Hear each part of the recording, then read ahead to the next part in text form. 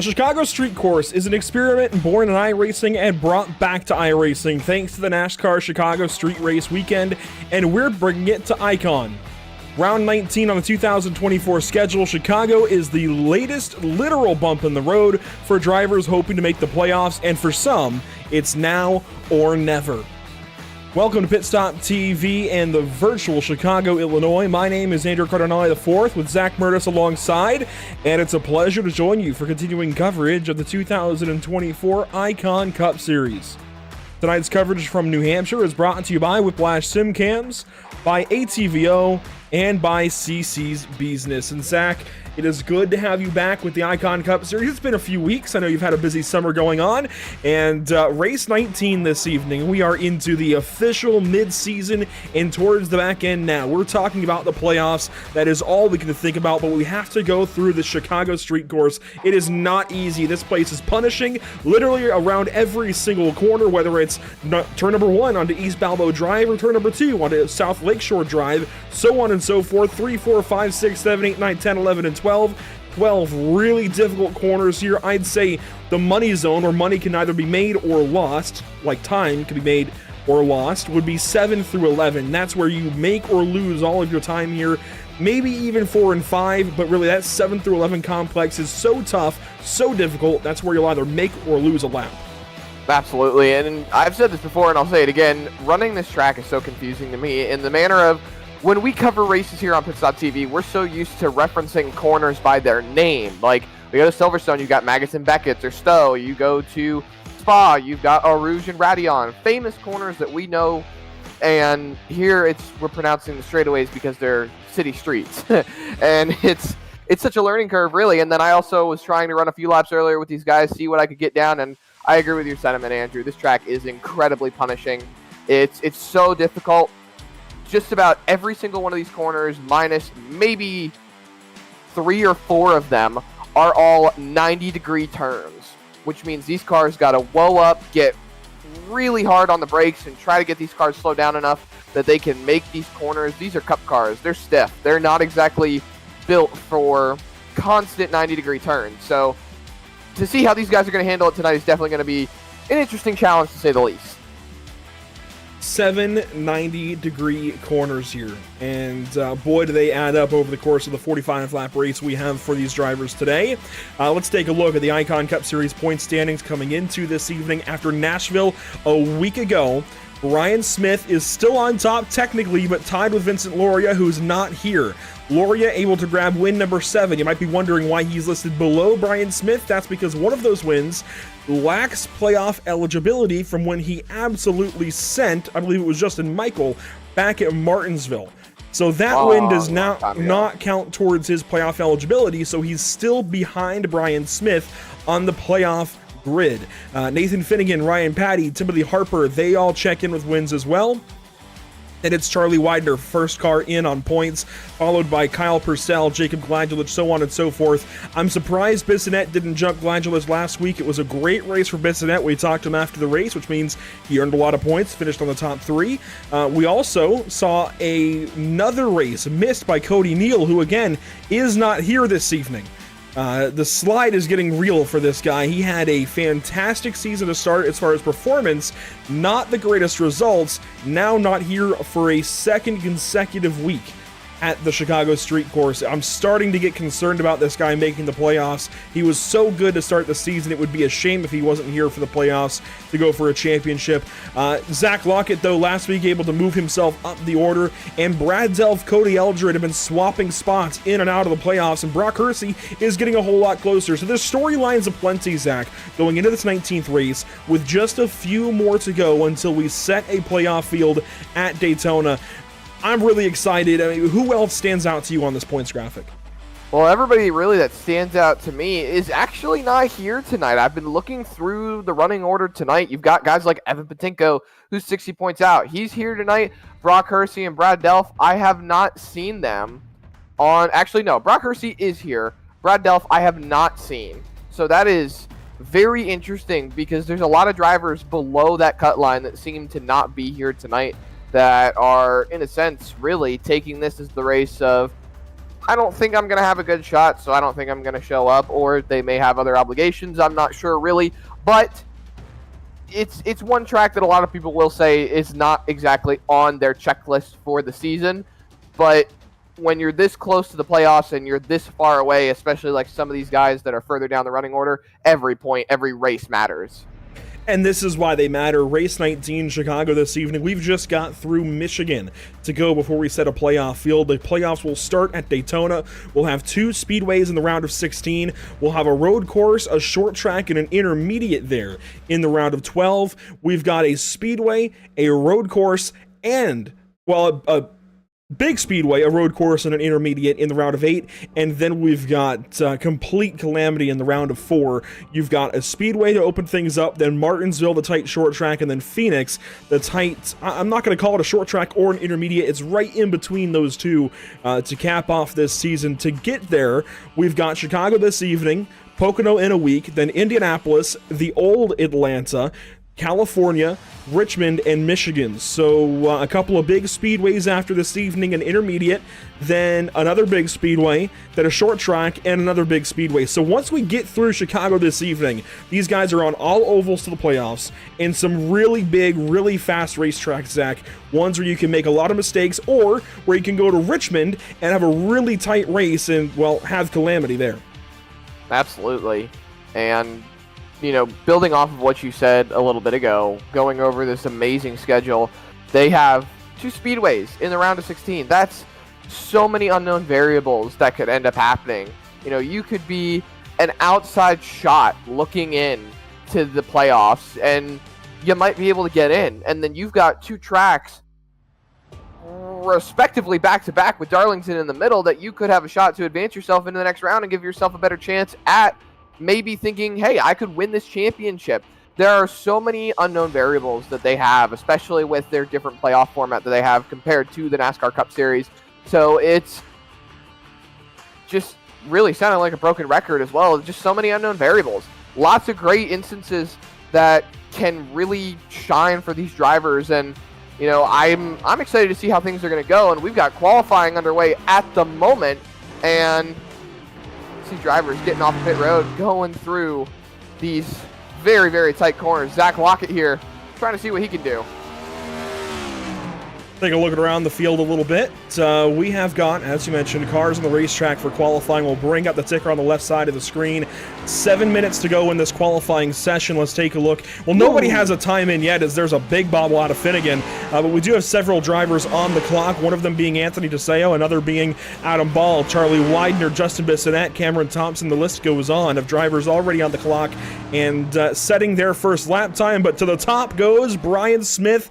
This is a guy to watch. He and Nathan Brzezowski led the practice session just moments ago. I believe Brzezowski had the final count on top, and what do you know, Brzezowski goes second on the board, just 0.7 of a second back, which might sound like a lot until you remember that this is a street course. There's a lot of places where you can mess up, and look at those brake rotors glowing after just 2 laps around this place.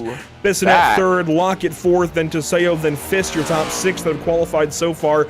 Let's ride on board with this kid, Nathan Brzezowski, to turn, 4 and 5 right here.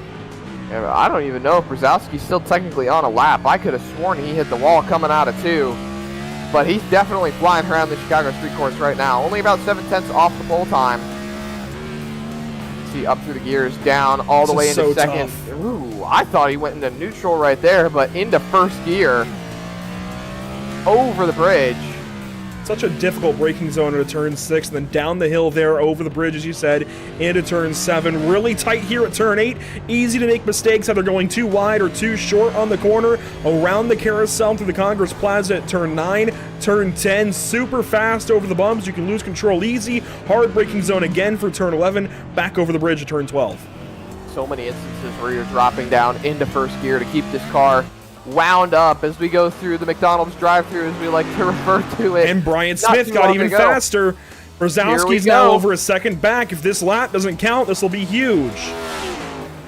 It's going to be a 28.779. It's quicker, but not quick enough. Oh my goodness. I don't think anybody else is going to top that. Let's check out our very own Bryant Lucas, though, with an opportunity to go for it. He's got his favorite Comets paw prints there on the side of the car. Really nice touch as Bryant Lucas turns around turn number 5 down the long Columbus drive and shaking the car a little bit. I think frustrated, knows he can go faster maybe as he's on the clock for lap 1. Also, Nathan Finnegan has been on the racetrack, got no time in. He's on lap 3. That's not going to count. It looks like he tipped the wall on both of his flying laps. Talk about someone that just tipped the wall. Brian Lucas just tipped the wall on his flying lap, and now he has to reset. I heard it in the background while flipping through the cameras. Someone had hit the tire barriers. Lo and behold, Brian Lucas.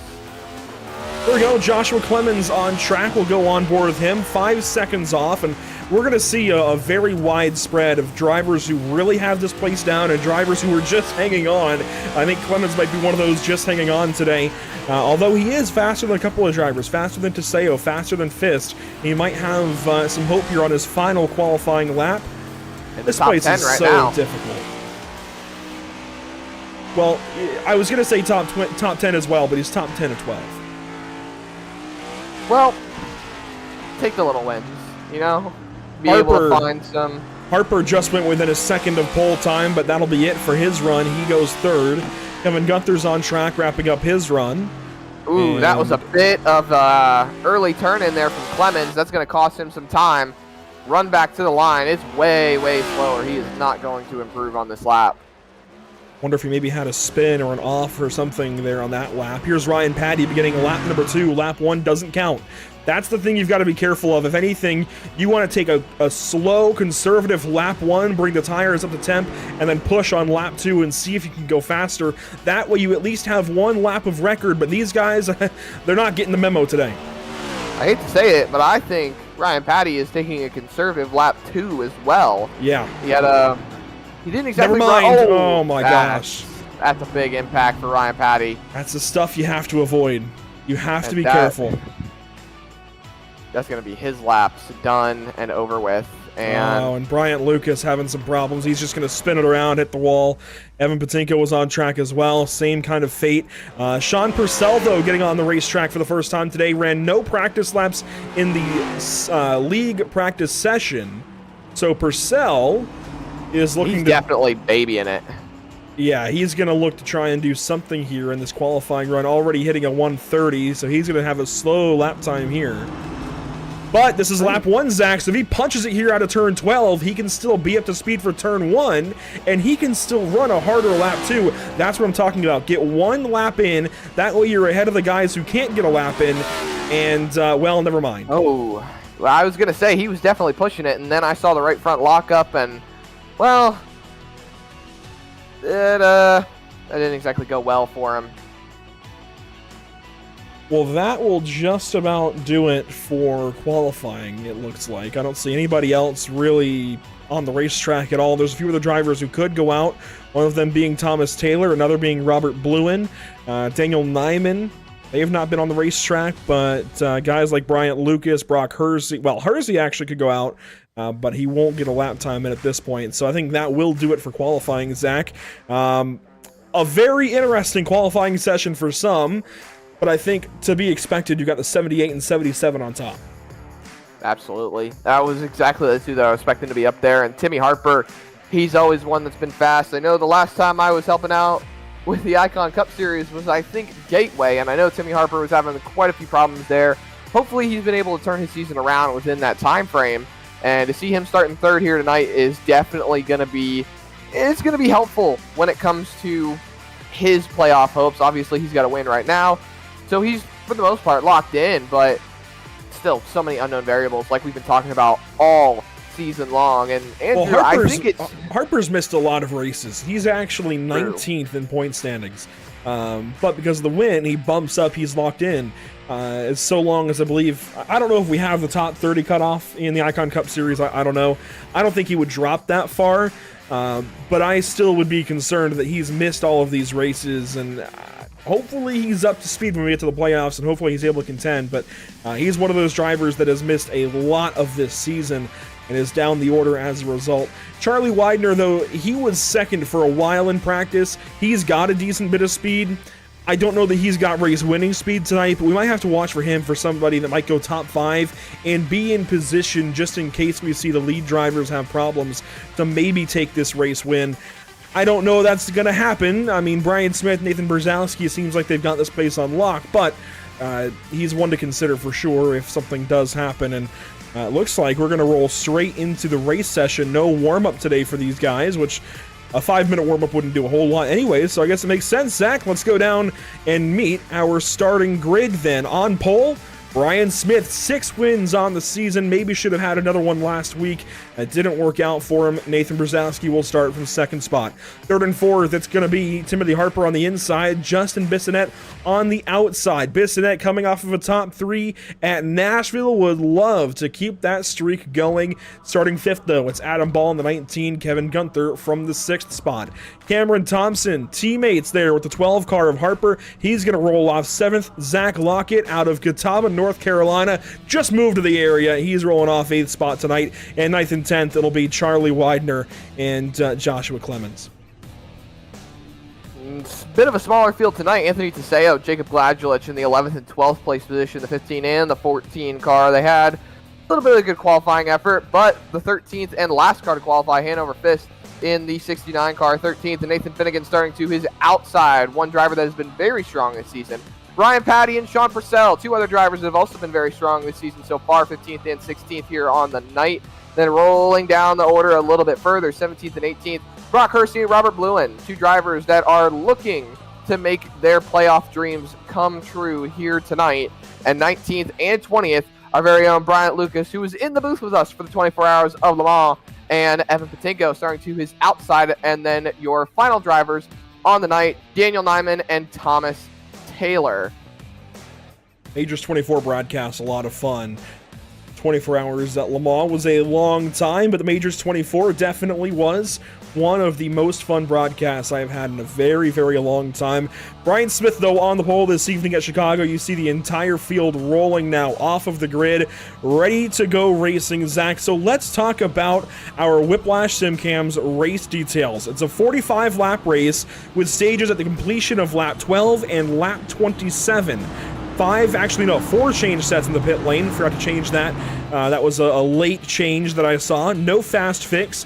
Incident penalty set at 24 incidents, then every 9 afterwards. A 60% fuel limit. That means these drivers have about 20 laps of fuel. So fuel not at all a concern for these drivers. They'll have plenty of it to go around for a run. Absolutely, especially since the stage ends are very close together. You know, it's not going to make much of a difference. Now, I believe Ryan Patty actually changed the stages. I'm seeing something from race control saying the stages are 12 and... Oh, nope, never mind. 12 and 27 are the laps that it would end, so the race details are correct. I'm just being a little bit of a scatterbrained right now. But the big thing that I'm looking at right now when it comes to these race details as well, the track facts, especially with the air temp and the track temp, it's going to be... It's going to be difficult for these guys. It's 96 degrees on the track temp, 77 air temp. The track's obviously going to be a little bit slick, but this is concrete and asphalt we're talking about here. I don't know if iRacing has perfectly gotten it down compared to the actual streets of Chicago, but it's going to have a lot of grip in certain sections, not a lot of grip in some other sections. I'm thinking that these guys are going to be having a lot of differences throughout the course of the race. Some are going to be stronger in other areas, others are going to be stronger in some other areas on the racetrack. Just really finding what works for you and maximizing it as best you can. I want to highlight driver number 60 this evening. He is joining us from the great state of Utah, way out yonder, and will be able to give us some insight, I think, during the race. Bryant Lucas, one of our team members here at Pit Stop TV from Lightyear Racing. We'll be talking to him at some point during some green flag racing. So in addition to the stage interviews, we'll talk to driver 60. He is, of course, carrying our Pit Stop TV colors. Unofficially, we have another Pit Stop TV car in the field. It's actually Anthony Teseo. So a big shout out to this guy. Running our colors on his car, doesn't have to do that, so we certainly appreciate it from the KU Motorsports driver. But our field working into turn 11, the McDonald's drive-through, they're on exit there to turn 12. Zach, we are so close to going racing this evening from Chicago, Illinois. Welcome once again to the virtual streets of Chicago. We're about to get this race started. Brian Smith on pole, Nathan Brzezowski outside pole. Green flag is out on the streets of Chicago.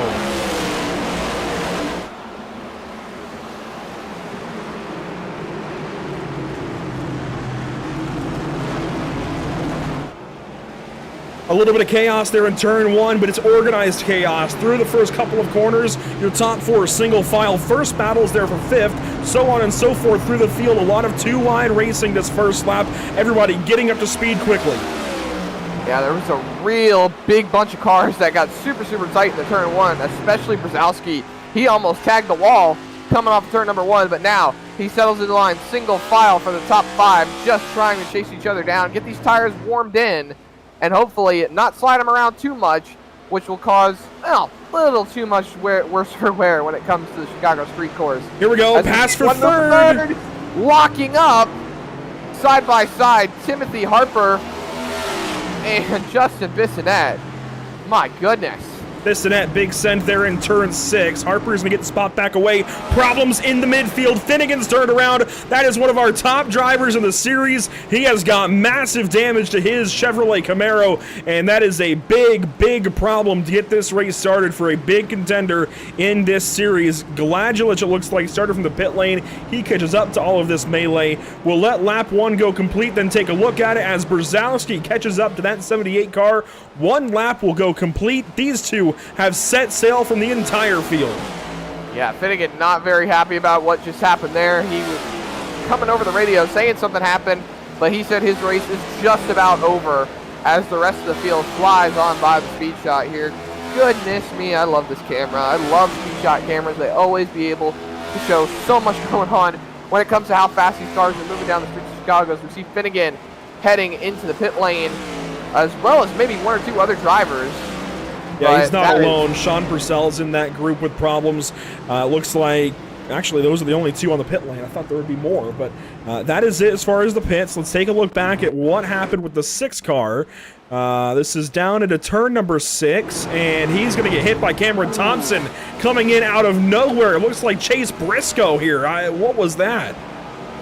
It's funny you say that, considering the actual NASCAR street race at Chicago is still transpiring while we are engaging in what is a great start to this race so far. Well, here's the 7, Cameron Thompson. Just completely missed his braking zone right there. Out of nowhere, wipes out the 6. The only problem I see from Finnegan is that he backs up into the racing line, and I know you're mad, but you can't do that on a street course. I think just a little bit back up right there would have been okay. Get the car pointed back straight and hopefully put yourself in a position where you can still continue forward, but adding more damage to the car definitely does not help. See Finnegan making the pass on Cameron Thompson. I want to see from the onboard here what the heck happened to the 7 car. 4th gear, 3rd, 2nd. He just completely missed the braking zone and wipes the 6 car out. I mean, lap 1, turn 6, that's going to happen.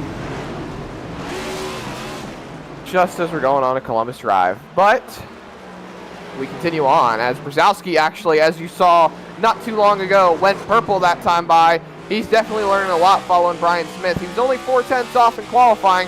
Now he sits 6/10 back as they get ready to make a hard left turn onto Columbus Drive. Once again, Timothy Harper, look at that. Look at that, Andrew. 5.5 seconds back from Brian Smith. This top 2 has wholeheartedly checked out from the rest of the field. They're in a whole nother zip code. Off of East Balbo and into the Congress Plaza, this is a really tight section of racetrack. Loving this onboard down right on the nose of the car. You can see just how fast they're whizzing through these city streets. Turn 9 here, then the McDonald's drive-through at 10, 11, and 12. And car 77 is certainly operating smoothly. This could be the race where we see this kid finally go get a win as Bissonette's got problems. He's turned around. That's going in the wrong direction at turn 9. That's one way to get us. Well, technically, Andrew. No, actually, no. He's not even on the right side either. I was going to say. I see the double yellow line there. He could have been just trying to follow the street signs, but that's definitely the wrong side of the road. Yeah, no technically to be had there. He just is in all kinds of trouble. Let's see the onboard with him. This is Bissonette just loose. Oh, Ooh. flips the left rear. That's an odd way to crash, but All by himself, too. that also might have saved him. That could have been a lot worse, although that left rear could still be towed out as a result. Now, one thing we have seen before here at the Chicago Street Course, we saw it during the XCal series, is a lot of drivers tend to clip that inside wall going into the corner. So the fact that he missed it and clipped it with the left rear quarter panel really says a lot to the difference in how these cars are compared to the street stocks we saw not too long ago on this course. Yeah, completely different animals. Bissonette's going to sink all the way down to the 19th spot now, as you see him rounding turn 1 somewhere behind Hanover Fist. Purcell and Finnegan, by the way, still in the pit lane. I think very, very upset with the way their day has gone to start, but Brzezowski keeping pressure here on Brian Smith. This could make this race a lot more exciting than some might have imagined if we have these two going at it lap after lap. Now, stage 1 is going to end at the completion of lap 12. So we do still have a little bit of time there, but it's going to be a very quick first stage. Would you say, as Brian Smith and Brzezowski both set purple laps, much faster than either of them set in qualifying either, could you say, considering how similar their paint schemes are anyway, that this is a little bit of a repeat of Kyle Larson and Shane Van Gisbergen that we saw during the Xfinity race? I don't know that I would call the 77 similar. Not to the 17 car that ran yesterday, but I see what you're getting at. A couple other battles around the racetrack. Want to highlight Bryant Lucas passing Joshua Clemens. Clemens now in the 9th position, Lucas in 8th. So Bryant's making his way slowly through the field. Might have to talk to him soon. See Cameron Thompson right back there behind them. He just made a pass for the 9th position, putting Clemens back further one more spot. Thompson's still on the racetrack after the contact he had with Nathan Finnegan. You can see that right front damage on the nose of that 7th machine. I think he's just deciding, you know what, it doesn't seem that bad right now. Just going to roll with it, wait for the stage caution, which should be coming out here within the next 7 laps or so, and hopefully try to work itself out. And one thing I would like to highlight as well, while we sit here on lap 5 for the Chicago Street Race for the Icon Cup Series, the NASCAR Cup Series has just gone back green flag racing. Let them have their fun. We are messing around here on the streets of Chicago, and Jacob Gladulich is about to pull up to Anthony DeSeo and have something to say about this position. DeSeo let off way early. That wasn't even that deep from Gladulich, but this is the battle for the 13th spot. I think he saw the move coming and didn't really want to risk it, so he let off earlier just to cover off the spot. If that makes sense. This is starting to back these guys up to Daniel Nyman and Thomas Taylor. We could have a nice little train here happening. Look at them coming into the picture. The 51 car there of Nyman, then Taylor in the 57, and Finnegan is back on the racetrack in position 22. So he's going to pass these guys up and fly on by. He is 3 laps down. Oh, and a battle here. Widener and Lucas through turn 2. Lucas has the offense, gets about to turn number 2, and sets sail. Was just about to make a comment on that one. I saw Lucas making the move, and it looks like Widener's going to let Thompson on by as well. Not going to fight too hard. He might just be still trying to get to grips with this car and feel it all out as Clemens now comes into the mix to stay inside the top 10. And we look up the road a little bit. Adam Ball just in front of Bryant Lucas. So this is really starting to come into fruition of drivers really feeling out the track a little bit more, getting a lot more comfortable as we see Finnegan making moves to get back up in a position where he can take some laps back, sitting 3 laps down behind Seo, and look at how close they get. Oh, he's going to tip him around. That's, oh my goodness. Seo getting back going. There goes Bluin on by. And that, I think, is going to be probably Finnegan's fault. Let's take a look. And yeah, I mean, there's a little tiny bit of net code, but the 6 definitely hit the 15. Finnegan just came over the radio once again, said he gave Tiseo the lane, tried to give him as much space as possible, and he did apologize for the contact. Josh Clemens is working up here on Charlie Widener. Here's a fight. This is for 9th spot. Zach Lockett coming into picture. as we've just gone on past halfway in stage 1. Plenty of time to go, but also it's going to happen quickly. That it is. And jumping back over to what is really our in-race reporter, Bryant Lucas, he said early on when he joined us in the booth at the start of the session that he was feeling out the track a little bit more and he felt like he was off pace a little bit. Well, he's definitely helped himself a little bit more as problems. Timothy Harper. Oh, turn no. number 6, it looks like, off of Columbus Drive onto East Balbo, and he has turned around. He's going to resume right there with Josh Clemens. And we'll take a look at what happened to car number 12 to take him from 3rd all the way down to 10th and dropping. He's got damage. That he does. Looks good out of turn 5. He was comfortably by himself in the 3rd position. This is coming into 6, about to make the turn onto Columbus Drive, and off of Columbus Drive. That's you know, teammates, that looks exactly like what Thompson did earlier. That is very true. That looks exactly the same. He's got a lot of heavy right side damage. I'm not sure how much that will affect him. Yeah, just heavy braking, missed the braking point. He tried to downshift to get it to rotate, not hit the wall head on. He's going to keep going and try to get to the end of the stage. Let's see just how bad this car is driving now. Well, it doesn't look like he's got a toe link broken or anything. He might just say it's okay to keep going. Bent maybe, but not broken, as he lines up behind Evan Patinko and Zach Lockett. Now, Bryant Lucas, we talked about him. He is into a stage point paying position behind Ryan Patty. This is incredible. So Brian Smith, Nathan Brzezowski leading this race. Kevin Gunther is 3rd. Ryan Patty is 4th. Bryant Lucas is 5th.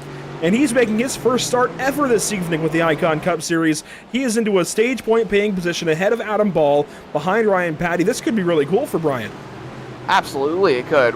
I was just talking about it before Timmy Harper had his incident. He's been making a lot of gains. He was in the booth with us early on. He told us that he felt he had more speed in the car and he was struggling a little bit more.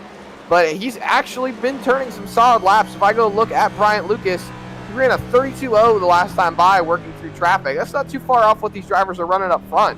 So stay in it, keep it rolling. He might catch Patty before the end of the stage and actually get himself a few more stage points. There's driver 60.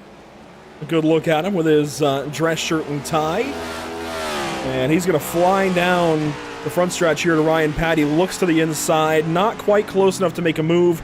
We've had a problem, though, it looks like, for Anthony Teseo, maybe. He gets back going.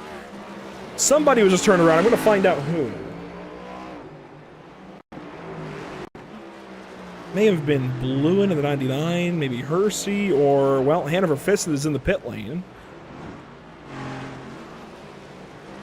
Well, I might not be able to see who, but there's Thomas Taylor with a lot of right front damage, it looks like. That right front is, it's seen better days. I think Thomas Taylor had that damage early on, and he's just been nursing it. Oh, I think it was Patinko.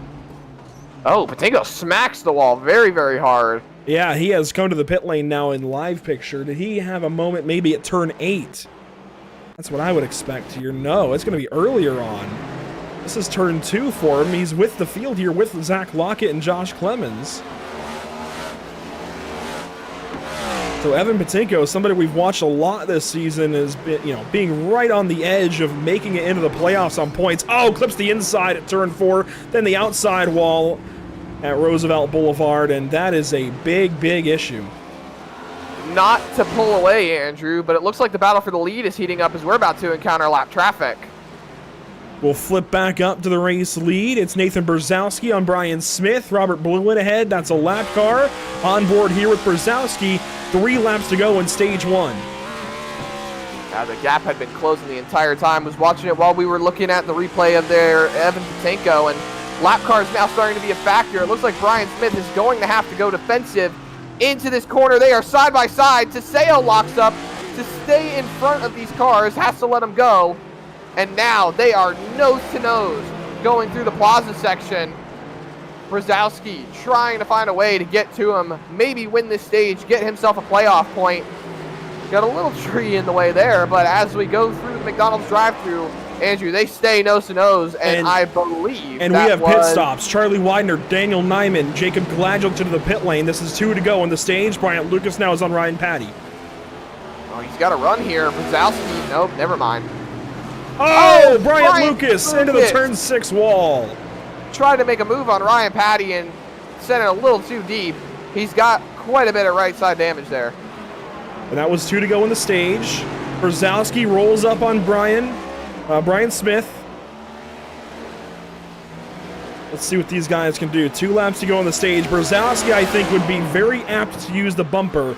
I could be wrong, but might be very apt to use the bumper to get a stage win. Right in front of him, Thomas Taylor in the wall hard. And that slows Brzezowski down.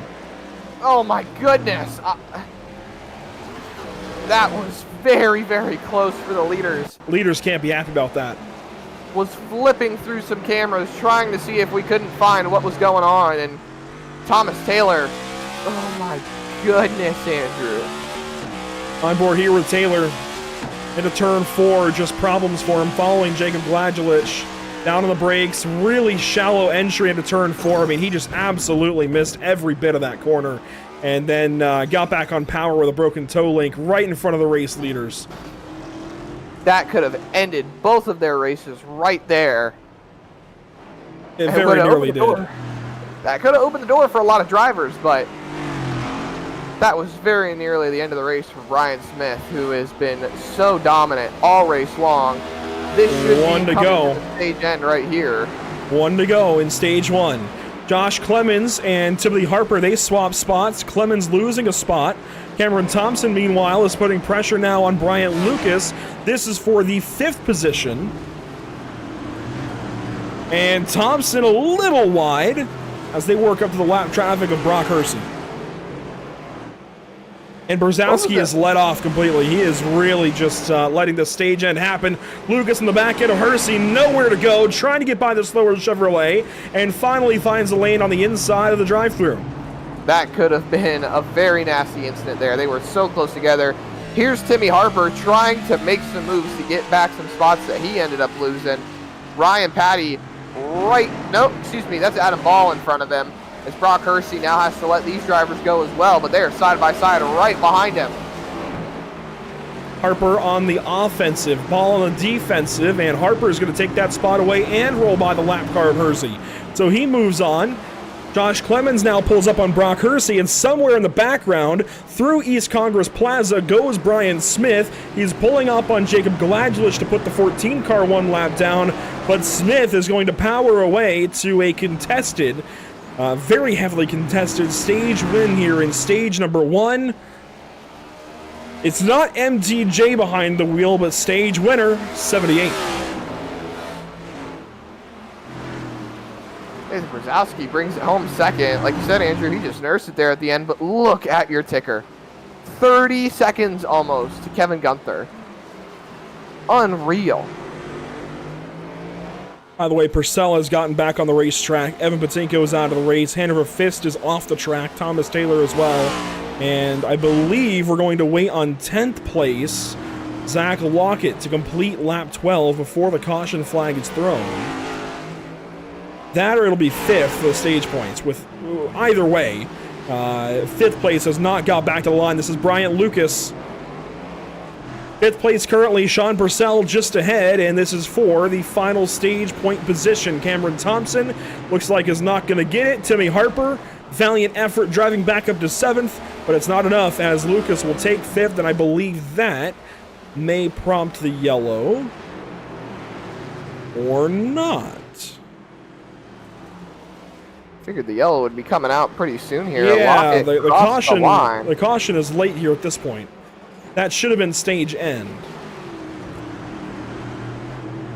And I mean, Smith is about to put an extra lap on the field as Nyman's turned around. That should have been caution a lap ago nearly. Now we've got drivers who could end up going a lap down. There's the caution. I'm sure Charlie Widener was very happy to see that. Gladgelich will have to take the wave around, but yeah, Widener is saved by the bell. And there's the iRacing.com pace vehicle, much to maybe Brian Smith's dismay and Charlie Widener's thankfulness. Although Widener did something interesting, Zach. Widener has actually already pitted in this race. He pitted 3 laps ago, and it looks like took fuel only.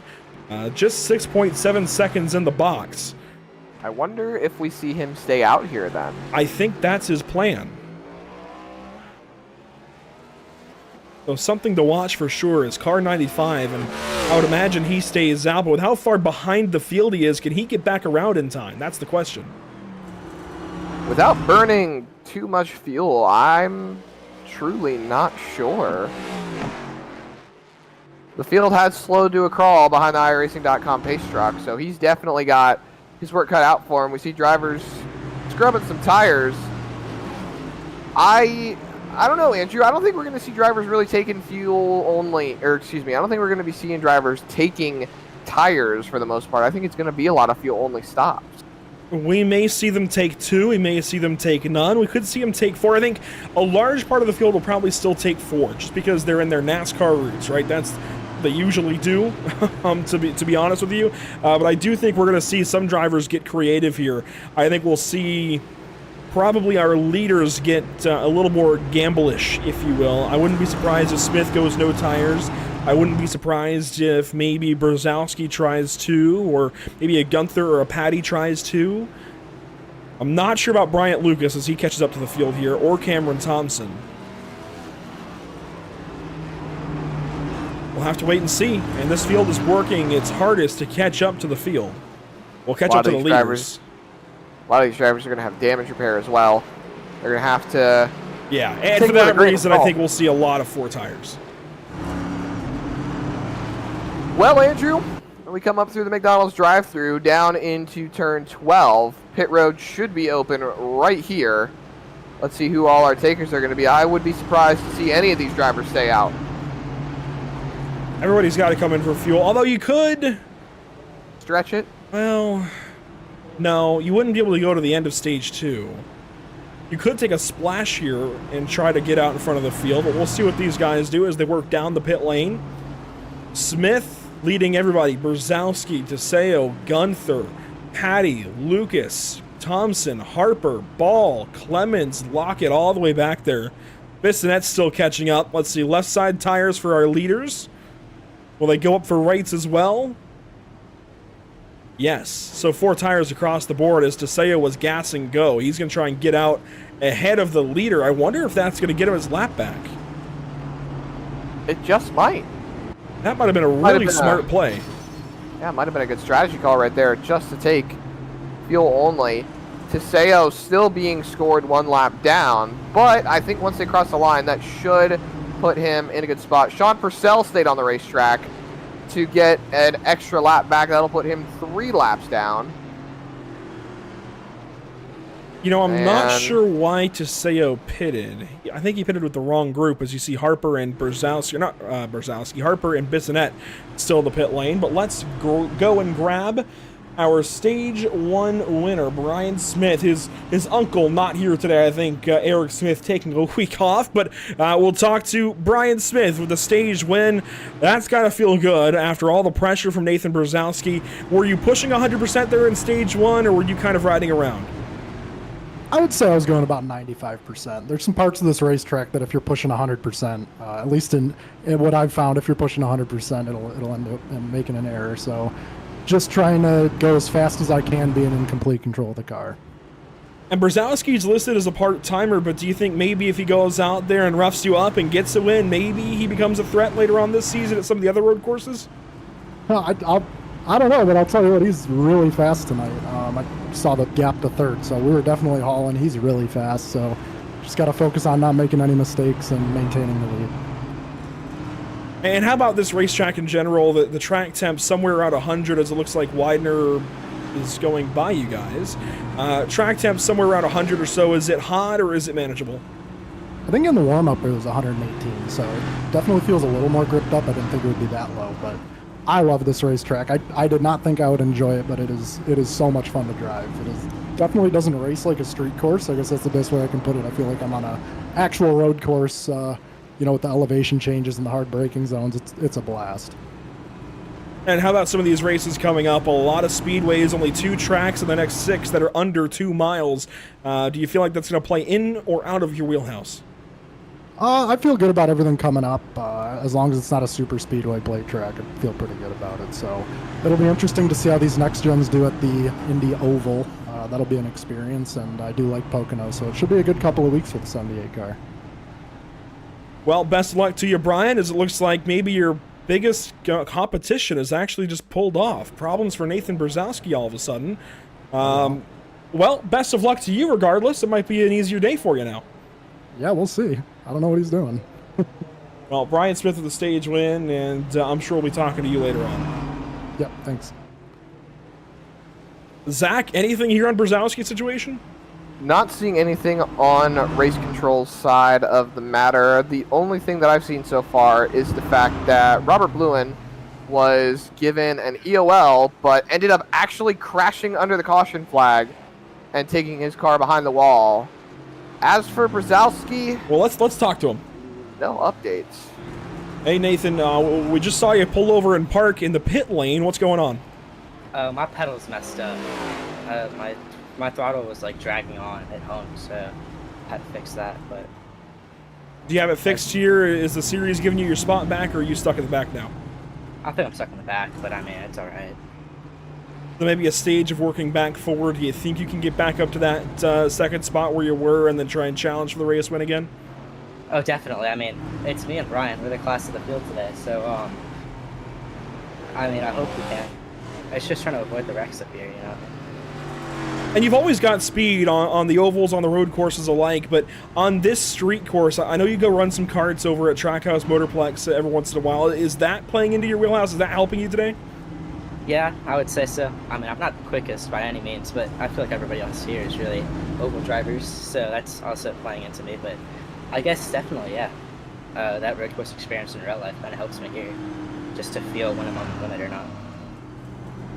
Well, Nathan, it's good to talk to you. I wish it was under better circumstances and not having to pull over and give all that time up, but it's going to be a lot of fun watching you here in Stage 2. Yes, sir. Best of luck. Thank you, man. And then Brzezowski going to have a long road ahead, Zach. It looks like he's going to restart 10th or so. This has suddenly really changed his situation and really the race as a whole, as it looks like we should get the 1 to green this time by. I'm surprised with the extended caution period that a lot more drivers haven't decided to take to the pit lane and top off on gas a little bit more. Well, they're all good to the end. Remember that fuel window is about 20 laps. These stages are all under those 20 laps. That is true. So they should all still be in a good spot. We see Sean Purcell still trying to get around the pace truck, and there he goes. Looks like we are getting the 1 to green right here. Everyone trying to warm those tires in. Charlie Widener and Brian Smith, your front row. Then it's Ryan Patty, Kevin Gunther, Cameron Thompson, Adam Ball, Joshua Clemens, Zach Lockett, Bryant Lucas, and Nathan Brzezowski, your top 10. So there's a lot of cars that have been jumbled around from stage 1. And now we roll into stage 2. We're going to have about 9 laps in the stage once we take the green flag. Yeah, we're going to have, 10. Once we complete 17, we're going to the completion of 27. So yeah, we'll have 10 laps here now that we've gone a little bit deep into stage 2 under caution, but that's okay.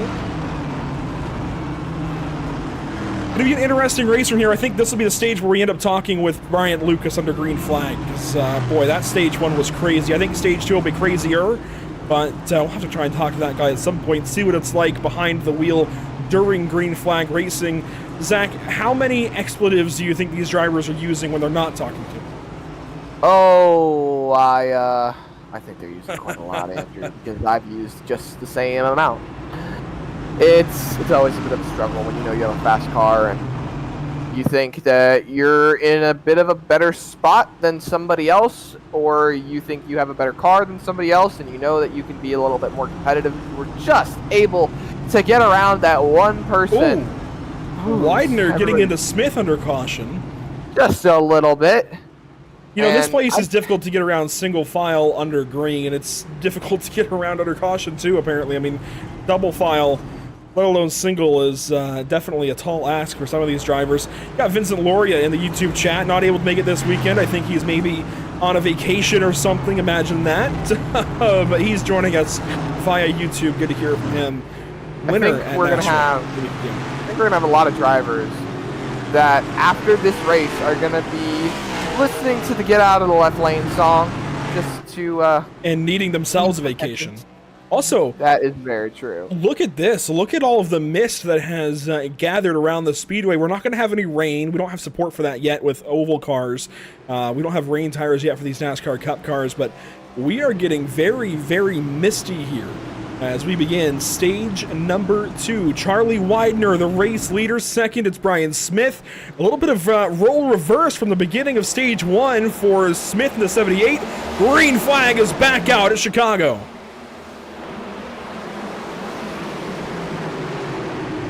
Oh, and Patty stuck his nose in there side by side through turn 1. Smith is going to have the inside for turn 2. Can Patty get to the back end of the 78 car? No. Smith has got the inside and is going to pull away. I just about thought Thompson was going to miss the corner there as he really got super close to the back bumper of Ryan Patty, who's now looking to try and make a move on Charlie Widener. But here's the battle in the midfield. Brzezowski trying to make a comeback through after he had a pedal issue under caution. Widener still holding on to second as they all roll through. Clemens dropping backwards as well. A little bit of contact. Somebody. Oh, here we go. Patty on the offense versus Charlie Widener. That's a pass made by Ryan Patty, second place. That's some valuable points for this guy. Needing to continue to grab these points and go for race wins at some point, as Bissonette's got problems. He is slowing here and being passed up maybe by Harper, as we've got a log jam. Lockett, that was a lockup into the corner Lion. back there. Someone's in the tire barrier. That was Brzezowski. Wow. A lot of rear damage for the 77 car. We'll take a look after all of this transpires.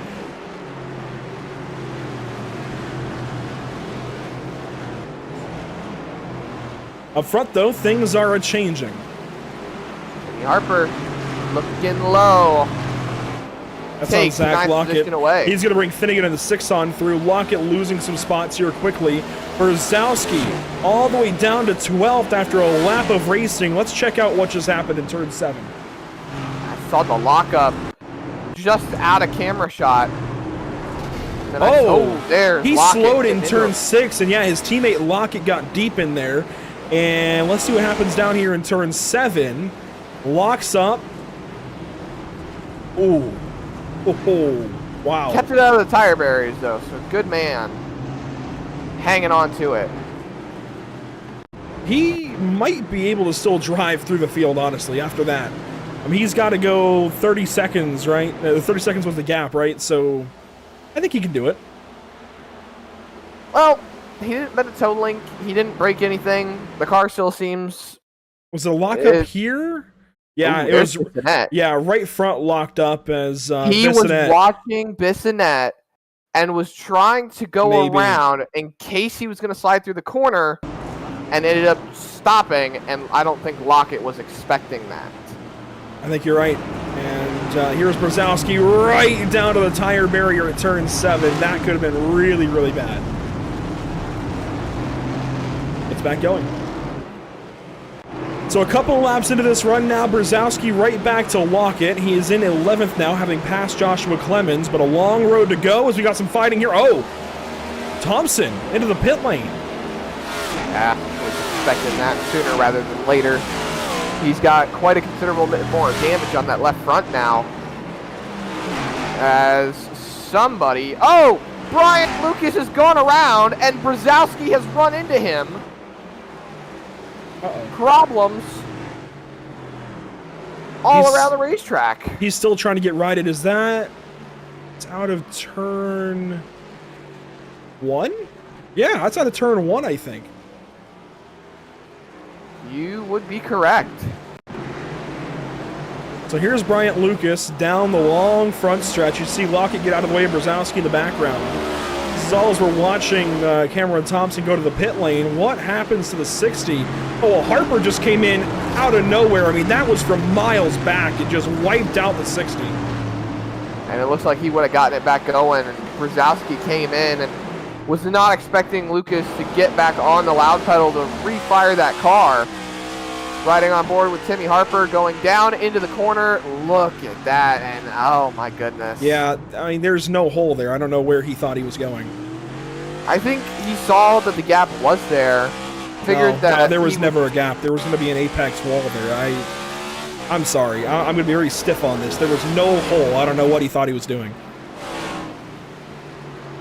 But this is Brzezowski.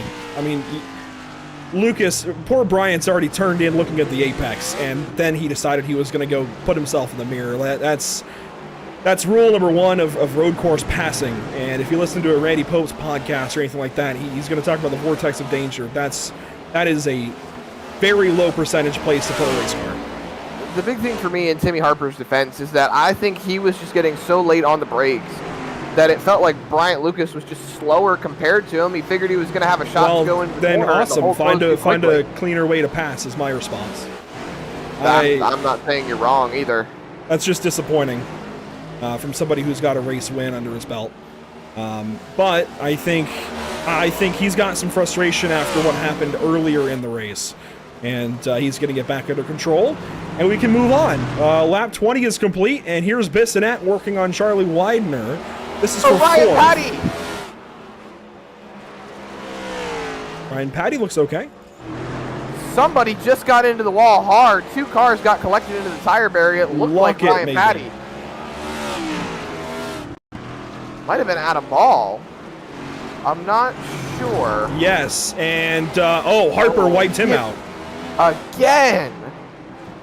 And collects Joshua Clemens.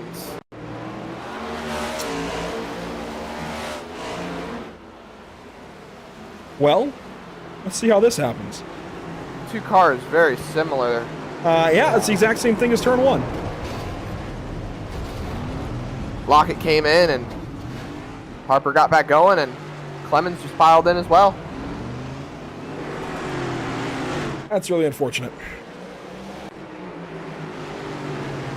Apologies there. It looked like it looked like Ryan Patty. They both had white cars, so I assumed that was Patty that was getting into the wall there. I was again flipping through the cameras and saw something going on, and well, turns out it was Adam Ball.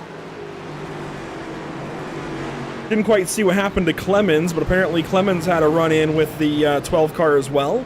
As now Bissonette and Brzezowski are fighting. This is for fourth. And we've got about 5 to go in stage 2. That was 6, now coming to 5 to go. Bissonette on the defense, and Brzezowski trying to go around the outside. And Bissonette's going to spin.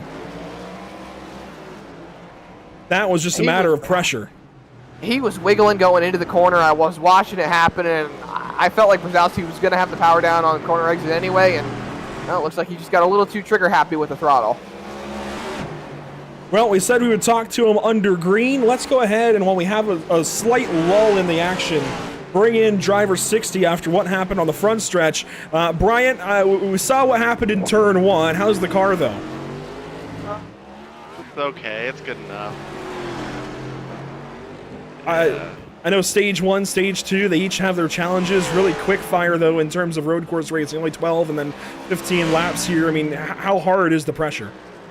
It's pretty hard. These outlaps are really difficult. You've got to be very careful on your gas, and you've got to back up these braking zones a lot more than you do in the sports cars. So it's definitely a big adjustment for me going from touring cars to these. And especially with me being off the sim for so long and retired, it's kind of like, it's fun coming in here, but yeah, man, I'd say that wreck was fun. It looked like, did you see Long Beach last year? Scott Dixon getting killed? It kind of looked like that. I kind of feel like I was already turned in, but I gotta be careful. These are oval guys, and I gotta remember that not all of these guys have the same etiquettes in my mind that I have, you know. So I gotta be careful, you know. I think you and I would agree about what happened in turn 1. I'll say that much, but it's unfortunate. But you keep on going, right? And there's still a lot of racing to go. I still look at a top 5. That last run, how many laps is that last run? So that was a Yeah, 13 lap stage 1. Oh, no, the stage 3. Oh, Stage 3 18. should be about, yeah. 18, yeah. So after caution, about 15 or so? Yeah, that's where I'm gonna shine right there. I could still, if I can not get used up, I am gonna be looking towards a top 5 finish. I think I can pull it out. You know, I really feel bad for you, Andrew. I didn't give you the qualifying result that you deserved, but I think we might be the biggest mover of the day, so we will try to get that out of our pockets here for you, Andrew. Well, that's okay. No expectations as far as car 60. Bryant Lucas putting on a good show this evening and trying to work back through the field. Might be talking to you again later. Thank you, sir. Look forward to it. Bryant Lucas definitely getting shown what for by the 12 of Timothy Harper. Well, let's recap where things are at now as we're entering the final laps of Stage 2. Brian Smith leading the way. There's Harper, about to go a lap down. Patty second, Gunther third, Brzezowski, Widener your top 5, then Bissonette, Clemens, Lockett, Gladych, and Lucas your top 10. Harper's 11th. A lot of cars falling out of this race here in Stage 2. Adam Ball's in the pit lane parked. Cameron Thompson's out of this race. Hanover Fist is back in this race, 4 laps down. Sean Purcell is out, 6 laps down. Then Patinko, Bluen, Nyman, and Taylor are all out of this race as Brian Smith looks up at car 12 and is about to put him 1 lap behind himself. If you look at the process of elimination here with the amount of drivers that are dropping out of this race, Finnegan, who was involved in the lap 1 incident, he was dead last, lap 2. Now he's up to 14th. Still 3 laps down. But with the drivers that keep dropping out of this race, he's just going to keep clawing back spots. Yeah, he's 14th now. That's about where that's actually right where he started. So I guess he can't complain too much at this point, right? He's where he started, so his qualifying effort might reflect in his race result a little bit.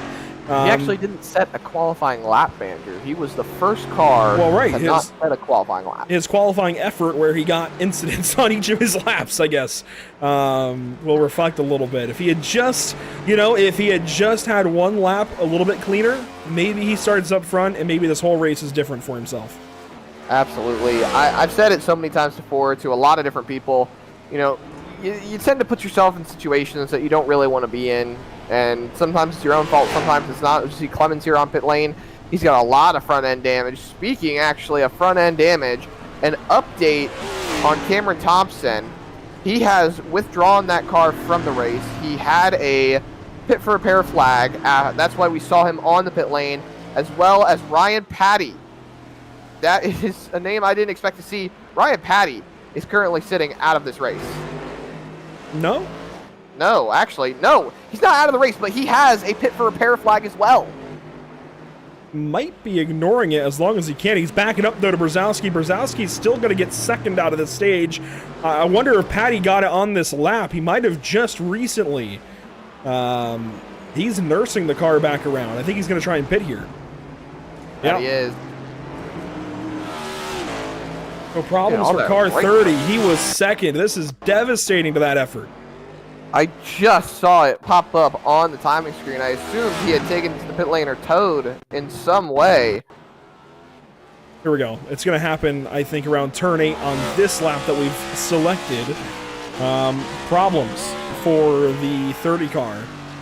All fine in turn 6. I think it'll be the same for turn 7. A lot of left front damage, so it had to be either an inside corner or he might have missed the wall. I think he's going to get the wall here out of turn 8. Watch this, and boom. Oh, that's got to be a toe link broken right there. Or at least bent.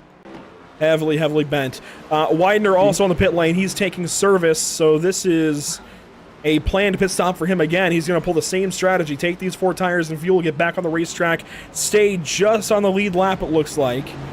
And, yes, he will. Passing by.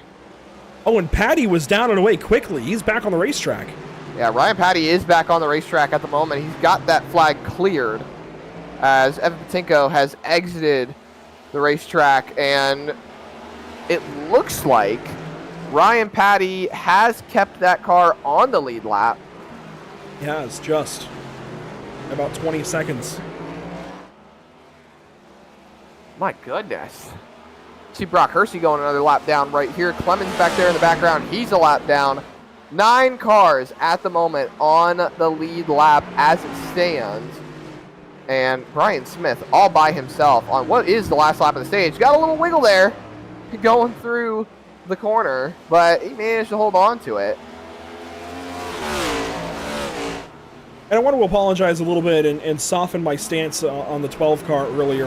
It's still frustrating to me, I will say, but it is a mistake, I'm sure, from Timmy Harper.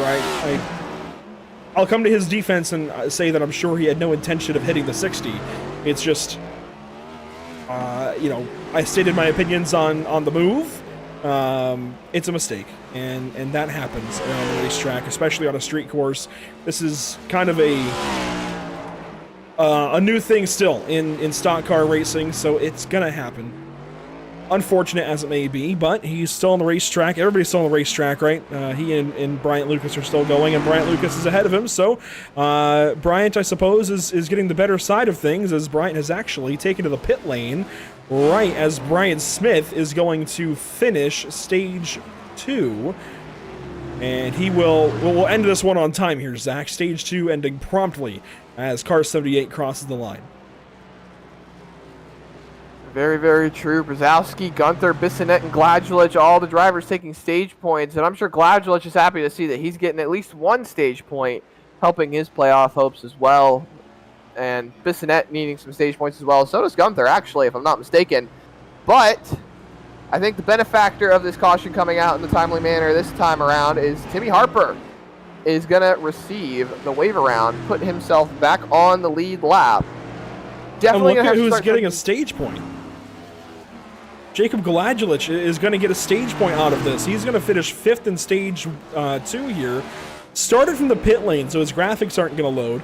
But Gladjulich with a stage win, or it's not stage win, but stage point here. That's a rarity for the 14 cars. So if he keeps this car clean, who knows? Maybe he finishes up here in the top 5 or better.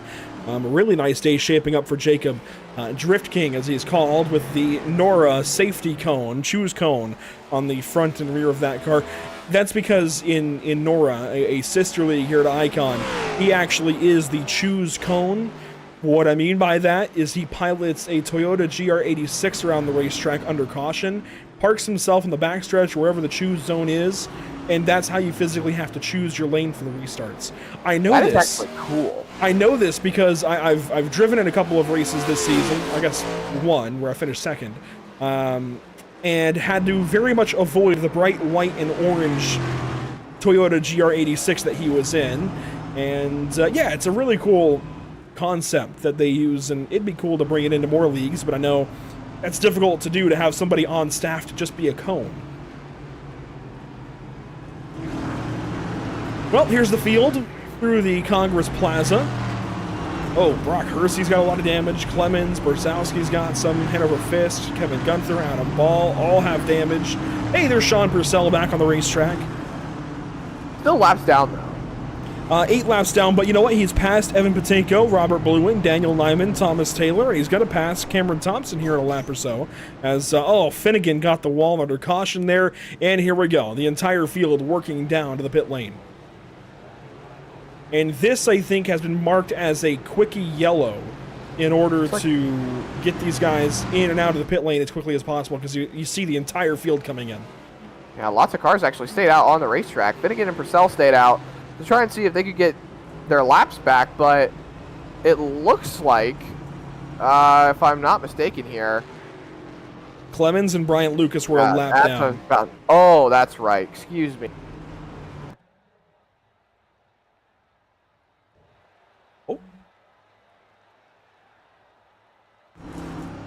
Oh, we had a moment there. I think we're back. But Brian Smith going to be first out of the pit lane. Nathan Brzezowski follows. We've talked to each of those drivers already, so what do you say we go and talk to the 14 car, or maybe the 95? We'll see. Is Gladjulich in a channel this evening? Sometimes he isn't. And that's the case here. So we will grab Widener then. He's the highest finishing driver from stage 2 that we have not yet spoken to. So we'll grab Charlie Widener, maybe a surprise for him here. But Charlie, you're the highest finishing driver in stage 2 that we haven't talked to yet. I guess not highest finishing, but highest restarting. How's the car feel, and why are you pulling this strategy? Car feels great. The tire fall off's not that bad. So I was just short pitted before the pits closed there. We have enough fuel to make it anyway. So just trying to put my car ahead of the incidents that may occur. And hopefully I don't cause one, but I think I'm doing pretty good so far. Yeah, Car 95 has looked good from practice through qualifying into the race. Maybe a little bit more on the racetrack that you want to get there. Is there a way maybe that you can get some of that time out of the car? Well, there's a couple spots that I've been taking it extra easy just to ensure that I don't screw up. I could probably get a little more out of, I think it's turn 3, and through here, I'll lose a lot of time through this spot here. So, yeah, we're just gonna try to keep it clean. I've done that for the most part. I know I'm not the fastest guy here, so you gotta pull some strategy to get ahead of some people. And I keep bringing up that elusive race win for you this season. I know it's got to be painful at this point, but we are still waiting for Car 95 to go to victory lane. Some racetracks, though, coming up feel like maybe they fit in your wheelhouse. I mean, we're talking about Pocono, Indianapolis, California, Michigan, big speedways, maybe where the 95 can be fast. Do you feel like any one of those are on your list?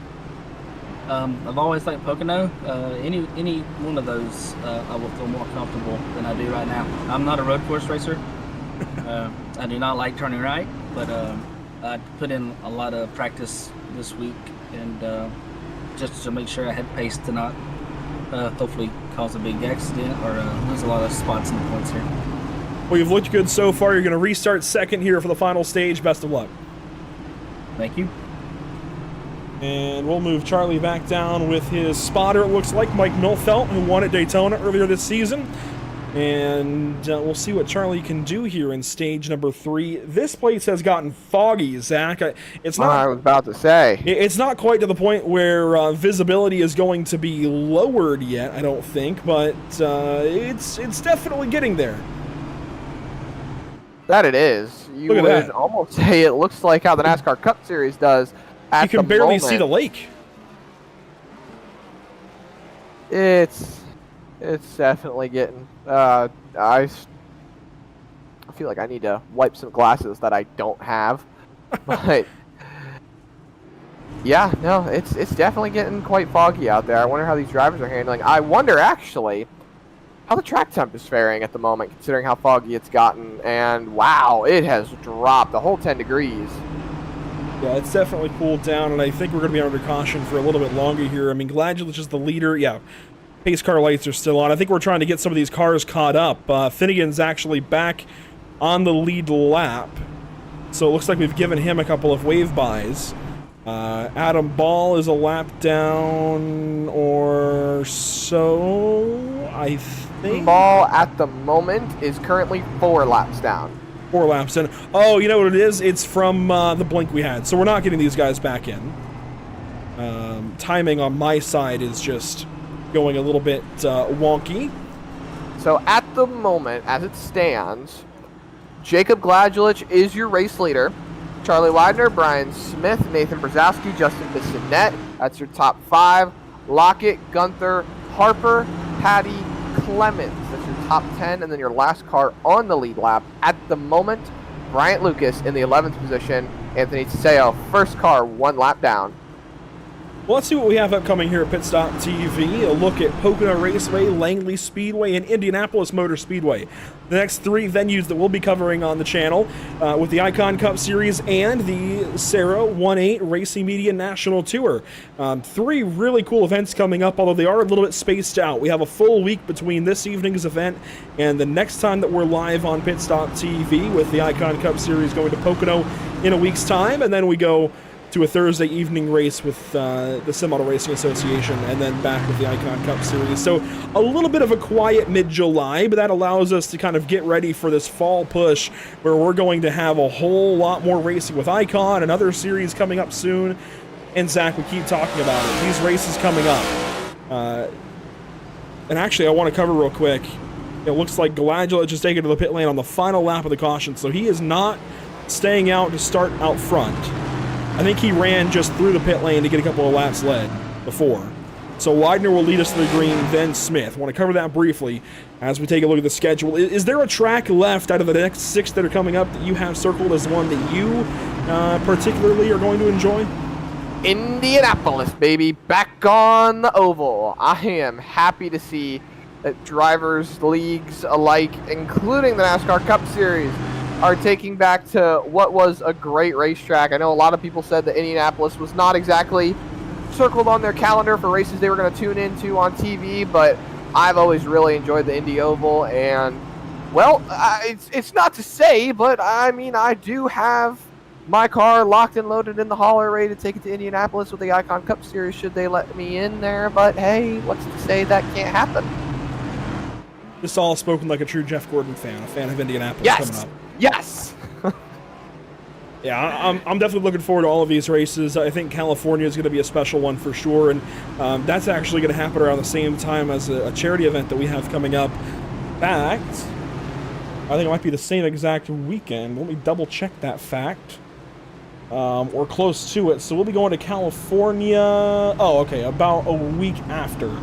But we do have a cool event coming up at the back end of July. Stay tuned for that. But we'll be taking NASCAR Next Gen Cup cars like we have this evening to California for the Luke's Playhouse Wellness Center 200, I believe, is the official Very much name. looking forward to that one. Yes, that is going to be fun. A lot more to talk about that as we get closer to that event. But Zach, we have got ourselves a 14-lap run to the end here. Charlie Widener going to restart out front. Then it'll be Brian Smith, then Nathan Brzezowski, Justin Bissonette, and Zach Lockett, your top 5. Here we go.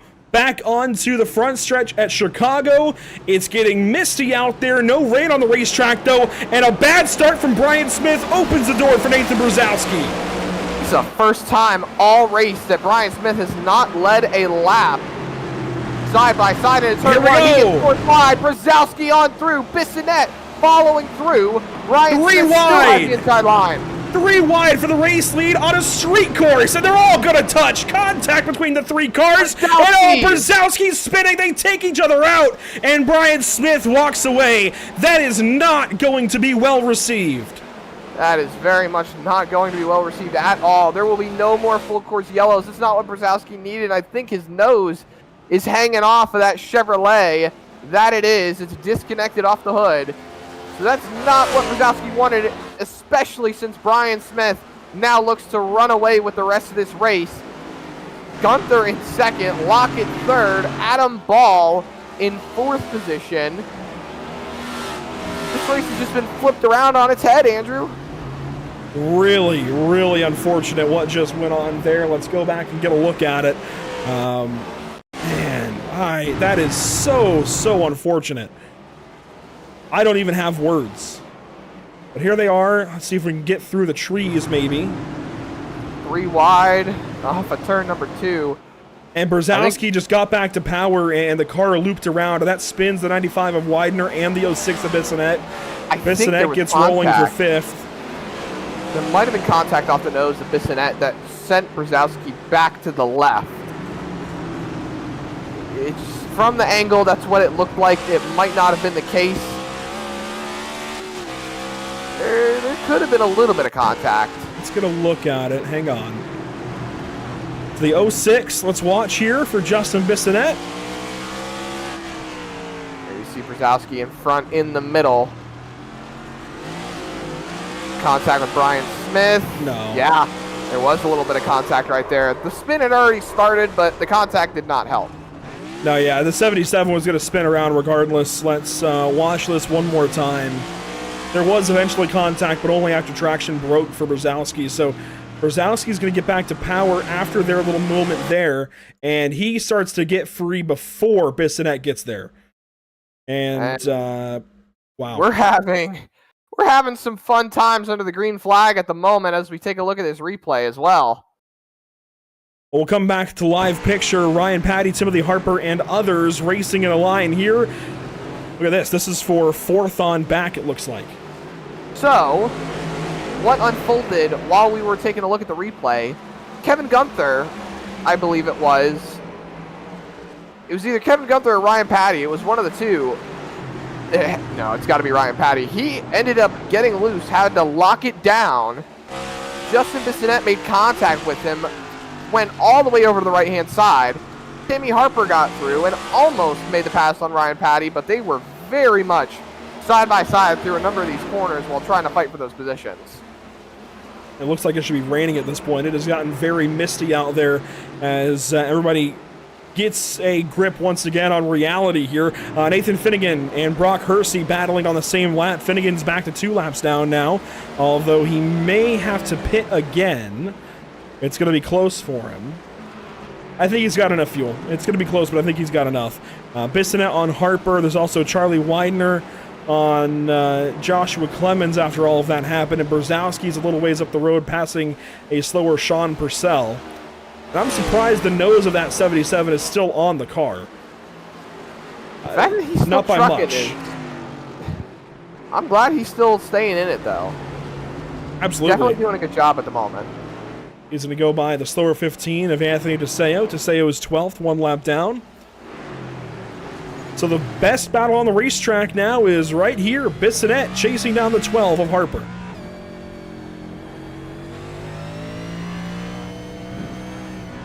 And Harper's not far off of Patty, but he does have Adam Ball between himself and the 30 car. No, he doesn't actually. That is right ahead of him. So my timing is scoring a little slow to update. That is Patty right there, isn't it? That is Ryan Patty right there in front of Timmy Harper, who is sitting in the 5th position. Like you said, Andrew, look at that fog. It looks like it should be a light mist right now. And there should be rain on the racetrack. There should be rain tires on these cars, like they are still currently in the NASCAR Cup Series, but we're clean and green here, Andrew. We are all dry on the racing surface. Ryan Patty continues to fend off Timmy Harper. You can see just how much they're sliding through these corners, though. As Bissonette, big wiggle all the way into the center lane. You'd think he's just trying to get around someone who's having some road rage on the highway. Fair bit of road rage here between these guys today. There's been a lot of contact in places. Let's ride on board again with Timothy Harper, though. Try to chase down the 30. This would again be for the 4th spot on the racetrack. Valuable points. Granted, each of these drivers have 1 win on the season. Harper at Bristol and Patty at Darlington earlier this year. So really, I'm going to look towards Gunther and Lockett as really picking up and grabbing a hold of this race by the reins, because if you look at the standings coming into today, which we can do, Gunther, there is just 2 spots above the cutoff line, 21 points to Brad Delph, who's not here.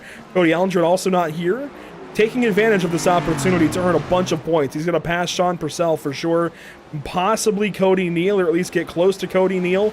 And then Zach Lockett, same vein, right? He's doing the same thing, taking advantage of this opportunity. They are 2nd and 3rd on the racetrack as we run, doing everything they need to do to get a bunch of points and walk out of here, hopefully, even better to the good for the playoffs. Yeah, Hanover Fist, Thomas Taylor, Anthony DeSeo, Robert Bluen even, and Evan Patinko. They all started this race. Cody Eldred did not. Neither did Brad Delph. So Brock Hersey also having a bad day. Exactly. They're all going to start this race, gain points. So even if they're not going to have a very good finish, they're still gaining points on the cut line for someone who is not here right now. And that could make the difference for really them making or not making the playoffs. You really never know. The next few races could turn topsy-turvy, and they could end up winning a race, which would absolutely flip the playoff grid as we ride on board with Ryan Patty, this helmet cam, as he rolls off Columbus Drive over the bridge, going into the plaza section now, right to the back bumper of Zach Lockett. But a contact there. This for 3rd spot. Patty could absolutely take this spot away. He's trying to as he passes that spot where he got the wall during stage 2. We'll see when these guys get back to battling who comes out on top. Here goes Patty through 11, trying to get time gained. And we're coming up slowly. We're inside of 10 to go as Patty clips the inside wall, but Lockett gets free off the corner. This is an opportunity for Patty, and Patty's going to take it right on through on the inside for 3rd spot. Here comes Harper trying to follow. And he will. Harper going to get into the 30 car, though. Timmy Harper has been one to be late on the brakes this entire race. He knows he's got a fast car. He wants to put it where it matters. Sitting on the podium here tonight, it would be outstanding for him considering the race he's had and the amount of damage he sustained to that car. But at the same time, Ryan Patty as well had that car at a point where it was out of the race earlier, and he is in the top 3 at the moment. So to put him in podium position would be outstanding for the night. Patty and Harper already in the playoffs. Lockett and Bissonette trying to make sure they stay in the playoffs as we speak. So many points up for grabs for the 93 car.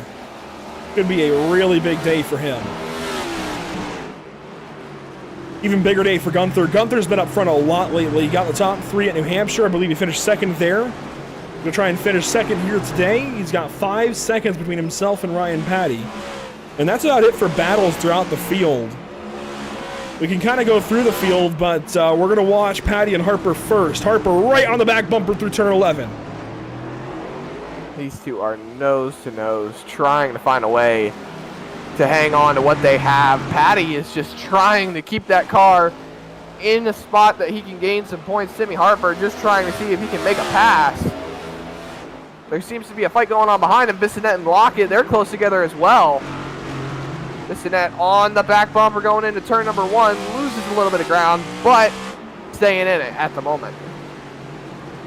They'll draw apart just a little bit. So we'll look through some more of the field. Jacob Gladjulich running down here in the 7th spot. Nathan Brzezowski a little ways back. You see that black and blue 77 car coming around the bend. There he is. He's finally lost the nose of that car.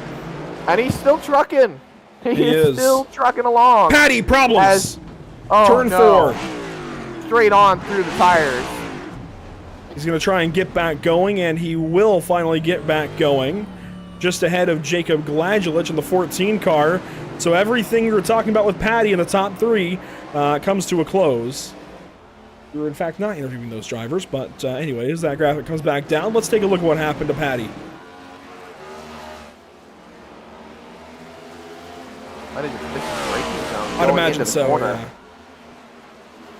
Oh, and he got the wall locked up, I'm sure. Wow, and just shuts it down. I'm sure if we got on the onboard there, we'd see he missed the braking zone completely because he didn't even look like he was slowing down, and that camera shot was at the 1 marker. So that was very, very close. I think he just locked up and buzzed the tires, and that got him into the wall. And just that close. Well, Patty gets it back going. Brzezowski has passed Gladjulich in the background, so Brzezowski up to the 7th position. And Harper now is pretty well uncontested. I say that, and he's a little bit slow out of the corner, but pretty much uncontested for 3rd. Bissonette is the next closest, about 2.5 seconds back. There really isn't much battling across the racetrack at all. It's just this guy out front leading. Brand new paint scheme for him. Definitely taking on the look of yesterday's NASCAR Xfinity Series race winner, Shane Van Gisbergen. WeatherTech colors on the 78. He'll come around and take 6 laps to go this time by. And there isn't much else to say. I mean, the race is calmed way, way down since we got back green from that last stage. Do you think since Brian Smith has such a huge lead, he'd stop at the McDonald's drive-thru and grab me a McDouble and a large fry? You know, I don't think so. You're welcome to ask, but I don't think he's going to oblige as he works up to Hanover Fist to put Hanover a 6th lap down. I go back to what happened out of turn 2. So unfortunate. That incident between Widener, Smith, and Brzezowski as the sun peeks through the mist just a little bit. Clouds maybe are breaking, but the mist is still here. Just so unfortunate. We really could have had a very different final stage here. I don't know that any driver really did anything wrong, though. I look back at it, Zach, replaying it in my mind, and I think maybe Brian could have left a little more room, but they're all fighting for the race win, essentially. at the beginning there of stage 3. I can't blame either driver, and then Brzezowski just got back to the power and lost it. Yeah, it comes with the road course racing sometimes. These cars have such high horsepower and such little grip in the rear sometimes that it really ends up having a negative effect if you get too throttle happy. Oh, what's happened to Gunther? He's down to 4th. Timmy Harper up to 2nd, Bissonette to 3rd. Let's see if we can get a look back at what might have happened to this driver. This is after it's happened. Oh, here it is. Spun out of turn 6. Self spin as well. And got it back rolling, but not before he lost 2 spots. Yeah, he was pretty efficient about it to get back going, but see just how much that cost him. That is a big deal for Kevin Gunther, somebody we were going to be talking to, it sounded like. Just missed turn 6, got back to power a little too hard, and goes for a spin, hits the inside wall as well.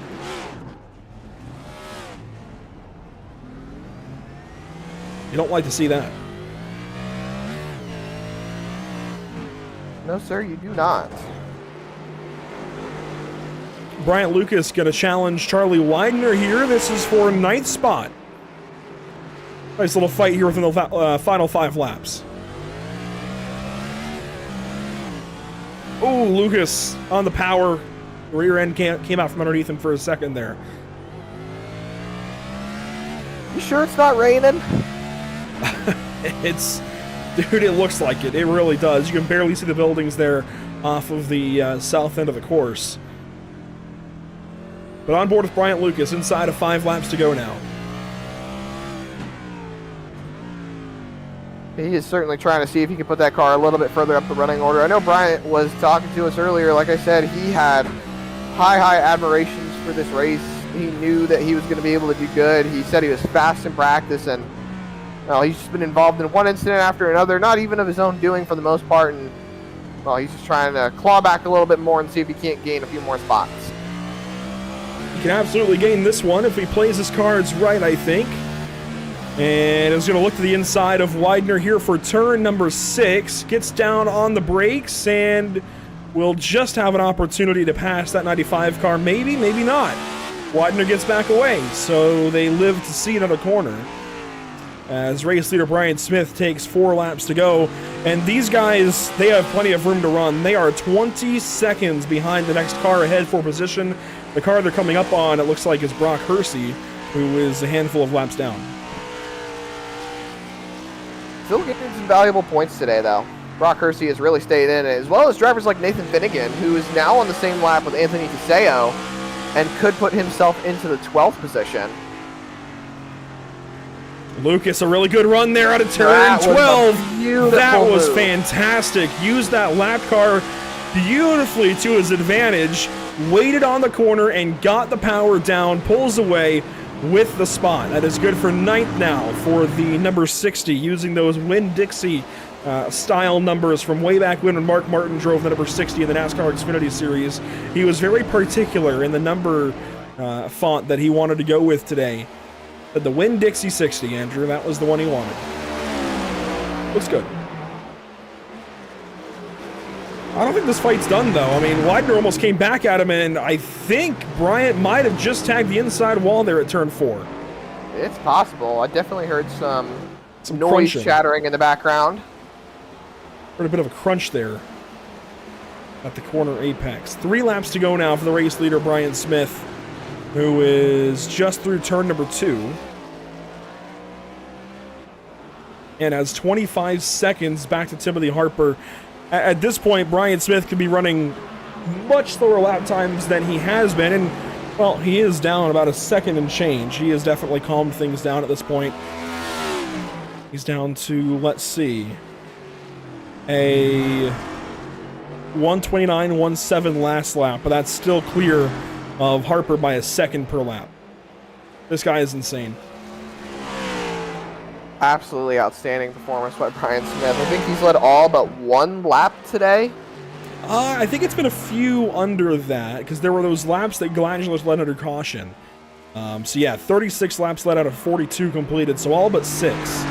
And I still have to go back and wonder what it would have been had things not happened to the way they did at a turn 2 on the restart, man. I was really looking forward to a Brzezowski-Smith race for the win, and unfortunate, but we don't have that today. But hey, Smith is, again, taking advantage of the opportunity, just like so many others in this race, and he's going to go out here, and as long as he completes the next 2 laps without issue, take another race win, make it 7 on the season.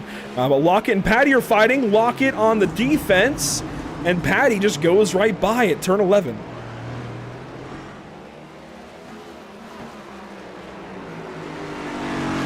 He's definitely trying to come back after what happened a little bit ago. True dat. As I think I heard one car go around. I'm not sure where though. Someone was slow trying to get back rolling. I'm not sure where that was though. I just know I heard somebody downshift and try to get a car back rolling, and I don't see where it was on the racetrack. Bottom of the 95, he's suddenly seconds off of Bryant Lucas. That delta has changed big time, but we're about to take the white flag. 1 lap to go nearly at Chicago, brought to you by Whiplash Simcams. As soon as this number 78 gets back around, you see there's the 95 up the road from this number 78 car. And you are right. He actually put it into the tire barrier, slightly got a little bit of right front damage, but he kept it back rolling. And there you have it, white flag, 1 lap to go, brought to you by Whiplash Simcams. Final lap here at the Chicago Street Course for the Icon Cup Series. What a race it's been. It was super electric the first 2 stages, and the restart, man, of stage 3 was absolutely insane. From then, though, it's been uncontested for Brian Smith to the end. He has just been the class of the field, he and Nathan Brzezowski both. Brzezowski, though, with all of that damage from that crash on the turn 2, mired back in 7th. And as Smith rounds turns 4 and 5 for the final time, he's just got the 95 of Widener ahead. Otherwise, he's got 25, 27 now seconds back to Timothy Harper for second, and there's really nothing else happening on the racetrack. No fights really throughout the field. He has pulled out one heck of a run here tonight. Brian Smith has put on an absolute masterclass. This is going to be, as Charlie Widener taps the wall there.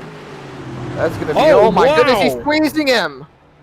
I don't think Widener realized where Brian Smith was. Widener's going to go for the spin and go 1 lap down and have to rally himself to get back going. But Brian Smith, through the McDonald's drive-thru, turn 11, then turn 12 up ahead. The Outback Motorsports driver is going to go, wait for it, out of turn number 12, going to go to victory lane today. At the Chicago Street Course, you see the swerves out of Celebration, doing a burnout across the line because he's just got that much time, and then he wrecks it on the front stretch. Gonna do a burnout as soon as he crosses the stripe. No victory lap needed. Charlie Widener almost cleaned him out. I do think he should be a little further off of the racing surface, though, because there are cars still trying to come through. Oh, yeah. Oh. That's why you wait a little bit. That's Brock Hersey right there, who has the nose clean off. DeSeo just crossed the line. Timothy Harper just now crossing the line as well. That's your second place driver. There's Bissonette, and they're all still crossing the line. That's and what's unfortunate about this, and I don't think Brian realized in the moment, is that could jeopardize incidents for these guys. They can still rack up incidents until the race is officially over. So, yeah, he throws it to the pit lane. That'll be it for him. But he's happy that he won. That's what that is. A few other cars will come across. Here's Jacob Gladjulich for the 8th spot. Brian Lucas will finish 9th, and he'll be the final car, it looks like, to take the checkered flag on the lead lap. So at the very least, we can say our broadcaster was able to go out there and finish on the lead lap in an Icon Cup Series race at the Chicago Street Course.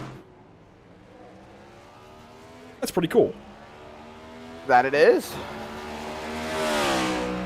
Seems like a few drivers are actually coming across the radio and expressing a little bit of concern with Brian Smith just doing burnouts across the line. Yeah, that also will not be very well received. But we'll leave that one to the court of public opinion as Bryant Lucas comes across and finishes this race. There's Brzezowski and Harper down in turn 6. And I think we can take a look at the unofficial race results when it's all said and done. Brian Smith with the race win, and second place, Timothy Harper, 24 seconds back. We'll talk with Harper here shortly, along with Smith and Bissonette, who finishes third. Gunther, just a little ways back in fourth, then Ryan Patty fifth. You see the rest of the top 10, Zach. A really fun race here at the Chicago Street Course. I almost wish we had a few more laps and a restart to bring that back and get Brzezowski back in it.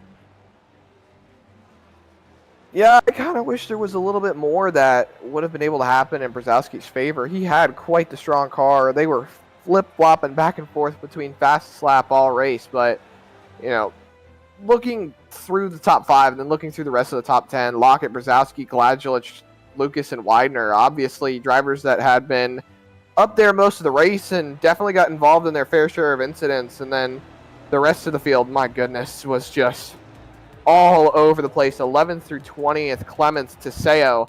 Clements 1 lap down, Teseo 2 laps down. Finnegan did not get up to the 12th position to battle with Anthony Teseo, but he still brought it home further up than where he qualified, 2 laps down. 4 laps down now for the next 2 drivers, Brock Hersey and Adam Ball, who both got involved in their fair share of incidents. Hanover 5th, 7 laps down. 17 laps down with Sean Purcell. I believe he took it behind the wall towards the end of the race. And then Cameron Thompson, Evan Patinko, and Robert Bluen all exited the racetrack early tonight. And then your 21st driver, Daniel Nyman, 35 laps down. And then only completing about 10 laps, 9 laps really, Thomas Taylor out of the race after being involved in a self-spin incident right in front of the leaders early on in the race. Well, Andrew, it's been one heck of a race today. And looking at the drivers that we have to interview tonight, I do not see Brian Smith. Well, he just hasn't moved up to the channel yet. We'll go down and grab driver number 78 this evening, Brian Smith, and talk with our race winner. 7th time this season, Brian. That is incredible. 7 wins now, matching that of Vincent Loria, and you get it done here at the Chicago Street Course. What happened, though, on the restart of Stage 3? Yeah, I just watched the replay. Looked like 3 guys going for it.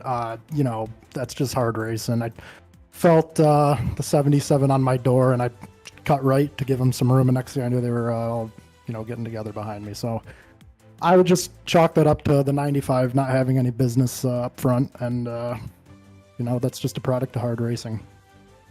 It seemed like nobody really did anything wrong. You just kind of came into things in the middle there. But how do you move forward with a 7th win now to try and get that 8th and continue on your tear through the season?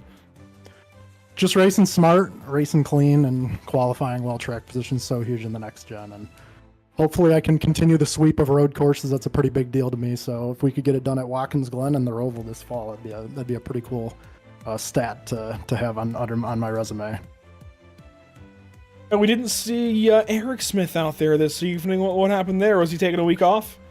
Yeah, I just had the week off, so he'll be back out there at Pocono, and should be a pretty good track for him. And I think we got some other good tracks coming up for him too. So Outback Motorsports, arrow pointed straight up, and hopefully get some good finishes.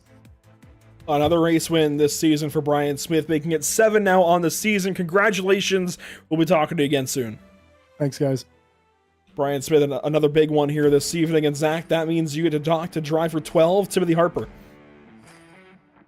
Yeah, Timmy Harper with a 2nd place finish tonight. Not really where we expected to see him finishing after a lot of incidents that you were involved in, Tim. Just kind of run us through your race, really, how exactly you went from getting into the tire barriers a few times to ended up bringing it home 2nd place.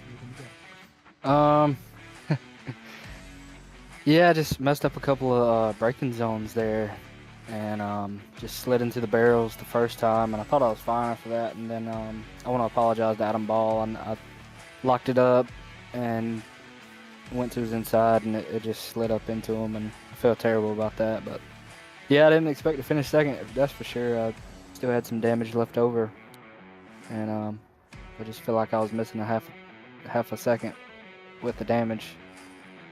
So. Well, half a second or not, you still brought it home P2 on the night, which should still help your points total, really. Obviously, you got to win and you're locked into the playoffs, but still second place finish yields a lot of good points, especially when it comes to making it through all 4 rounds into the championship 4. Do you think as we get closer and closer to the playoffs, you're looking like you're in a bit of a better spot points-wise to start cruising your way through, or do you think you want to collect a couple more wins before we get into the playoffs? I'd like to win before we get in the playoffs. I mean, I'm sure everybody would, but no, I mean, we got a few good tracks coming up, and just got to get some practice in. Got to find some time to practice. I had to put in a lot of practice. Not a lot, but quite a bit of practice at Chicago this week to be able to even run good. And I think I started out running 132s, and my best lap ended up being like a 128 in practice. So I definitely got better with a lot of practice, but it definitely takes time to be good up here. Well, practice paid off for you. You were able to bring it home second, so congratulations, and we look forward to seeing you at the next race. Pocono coming up next.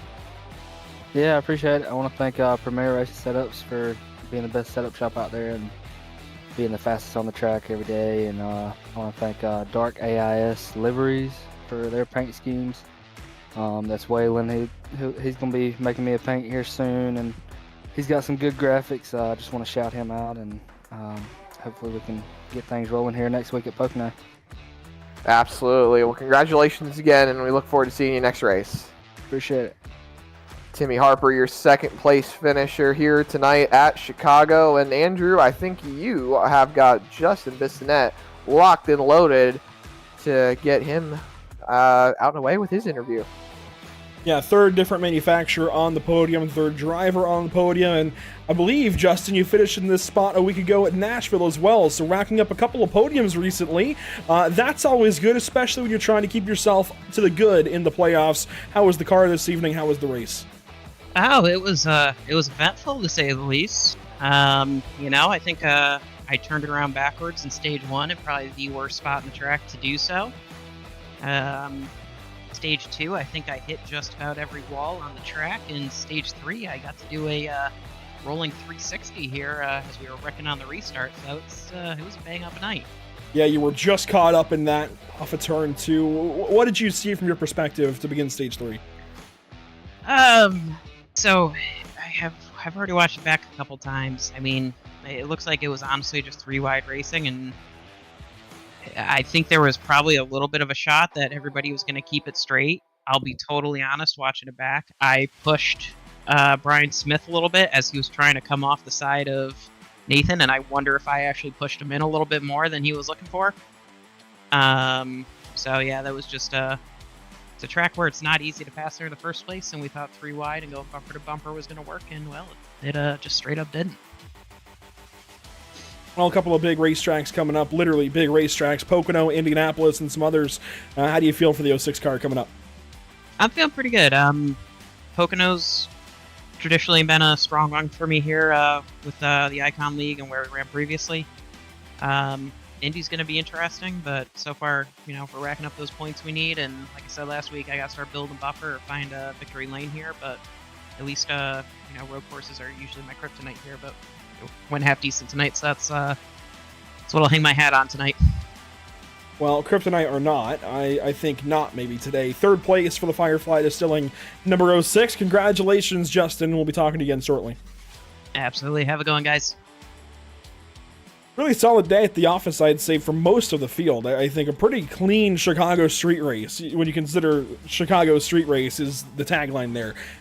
For a street race, Zach, I think this was a pretty calm day, and it was kind of a bloodbath in stages 1 and 2 in a good way, right? It was crazy, but the crazy that you would expect from a street course, and then suddenly everything just went out the window, and it was suddenly very calm in stage number 3. And now we get to look forward to no road courses until all the way down there at Charlotte. A whole lot of ovals coming up. What do you make for the next 6 races to the playoffs? I think that there should be maybe 1 or 2 more road courses beforehand. Just want to see a little bit more tossing and turning, really, because there were a lot of drivers that had a shot at the win today, aside from Brian Smith when it came to the cautions and the strategy played here today. But hey, we're going to Pocono next. You could say Pocono acts like a road course sometimes. The fact that it's got 3 different corners based off of 3 different tracks. So you could say Pocono's a little like a road course, and it could end up pulling some different variables coming into the next week. But Indianapolis after that, Atlanta, California, Richmond, Michigan, those next few tracks are all so different compared to the type of racing we saw here now. And then I skipped right over Watkins Glen. I forgot.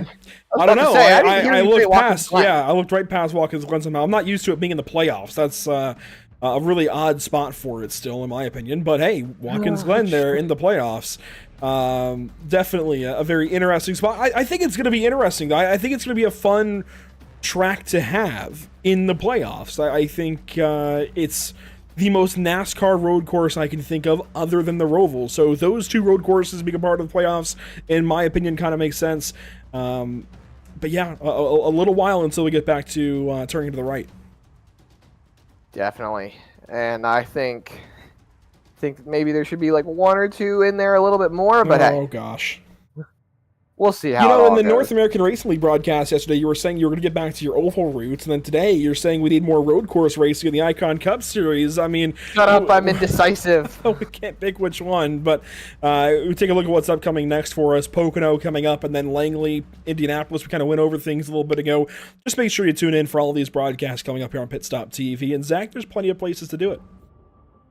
Absolutely there is, and I said it once before, and I'm going to say it again. Time me. Give me a timer here. Let me see how fast I can run through all of the great places to watch Pit Stop TV. I'm going to set a timer on my phone. Ready.